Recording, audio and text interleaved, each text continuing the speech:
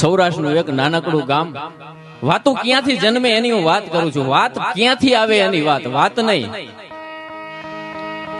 ગામના પછવાડે રહેવા વાળો એક દંપતી, સાહેબ દેવી પૂજક, અપંગ માણસ, બાજુડો, અને બાજુડી એની પત્ની આખો દી ઝાડવા કાપી અને એમાંથી દાંતણ બનાવી અને વેચે અને એમાંથી એનું ગુજરાન હલાવે.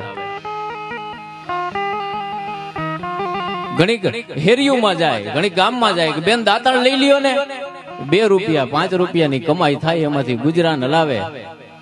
અને દાંતણ વેચી અને એ બાઈ ઘરે આવી. અને ઘરે આવી અને બાજુડા હાટું બીડી લેતી જાય. અપંગો, સંપત્તિ એના ઘરે કાંઈ નહીં, તૂટેલા ખાટલામાં અપંગ પુરુષ હૂતેલો પડ્યો છે.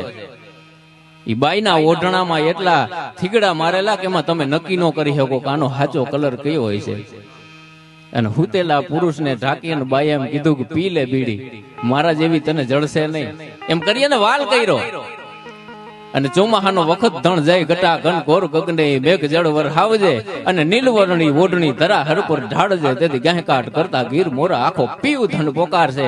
ધીરે ધીરે આભા મંડળમાં વાદળી હકડાવા મંડાણી અને વરસાદ ધીરો ધીરો ચાલુ થયો. એટલે બાજુડીએ વિવેક કર્યો, એનો હાડલો ઢાંકી દીધો કે જટ કરને રોયા પી જા, નકર હમણાં વરસાદ આવશે ને તો બીડીએ એક જ છે, તારો નશો અધૂરો રહે. નશા જેના અધૂરા રહે ની માણસ એમને મરી જાય. સાહેબ મુદ્દો આ નશાનો છે, જેને નશા લાગ્યા છે એની વાત છે. અખંડ કેફમાં રહેવા વાળા જે પાત્રો છે એની હું વાત કરું છું. એટલે એ બીડી પીવડાવે અને પછી એમ કે મારે હજી જંગલમાં જવું જોઈએ, હજી મારે લાકડા, હજી મારે દાંતણ કાપવા જવું જોઈએ. કારણ કે એ બેનો પ્રેમ એવો હતો કે તુજસે મોહબ્બત ના હોને કે સિર્ફ દો ही તરીકે છે. કે વાલ તું મને તો જ વાલી નો આગત લાગત, કે તુજસે મોહબ્બત ના હોને કે સિર્ફ દો ही તરીકે ના પટમાંથી માં વઈ જાય હોતા યા ફિર દિલ ના હોતા. કદાચ મને કુદરતે કાળજું ન દીધું હોત તો તું મને વાલી નો લાગતી હોત. હું તને એકલી નો મેલું, મારે તારા ભેગું આવવું છે. એમ કરી અને જંગલમાં જાય. અને વરસાદ અંધરાધાર ચાલુ થયો, પણ થોરના છાંયે બાઈ માણસ બેહી ગયા. ઓઢવાનું કઈ હતું નહીં, છત્રી તો ગરીબાઈ આટો લઈ ગયેલી. સાહેબ દુર્દશાનો એટલો આભાર હોય છે, મરીજે લખ્યું છે કે માણસનો વખત નબળો હોય ને કે દુર્દશાનો એટલો આભાર હોય છે. હું મળું છું જેને બધાય મુજથી સમજદાર હોય છે, અને દાવો જુદો છે પ્રેમનો દુનિયાની રીતથી. આ દુનિયાની રીતથી પ્રેમ એક એવું તત્વ છે કે એનો દાવો જુદો છે, કે દાવો જુદો છે પ્રેમનો દુનિયાની રીતથી. એમાં ચૂપ એ જ રહે છે કે જેને અધિકાર હોય છે, અને એ ખબર પડે તો મજા કેટલી પડે. કોઈલો ઈશ્વર જગતમાં કોનો તરફદાર હોય છે, ઠાકર કોનો થયો એ હજી સુધી કોઈને ખબર જ નથી પડી.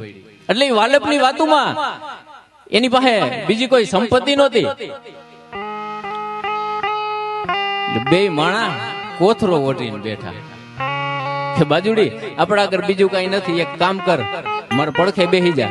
એક કોથરામાં દંપતી ઓઢીને બેઠું. આ દુનિયાના ખૂબસૂરત ચિત્રોમાંથી એક ચિત્ર કહી શકાય. સાહેબ જેને ગરીબાઈ ઓઢી હોય ને એને ખબર હોય કે એમાં મજા કેટલી હોય. એટલે એ કોથરો ઓઢીને બેઠા હતા. અને કોથરો ઓઢીને બેઠેલા બાજુડાએ એની પત્નીને એક વાત કરી. આ દેશનો ગરીબમાં ગરીબ માણસ વાતું આવે ક્યાંથી, એટલે હું તમને વાત કરું છું. આ દેશના ગરીબમાં ગરીબ માણસે એની પત્નીને કીધું કે સાંભળું બાજુડી કે હા, મને એ વિચાર આવે છે કે આવું ચોમાહું હોય, દોનો દંપતી નીકળ્યા હોય, અને હે બાજુડી વરસાદ વરસતો હોય, પણ જેના આગળ કોથરાય ઓઢવા નહીં હોય એના ઉપર શું વીતતી હશે.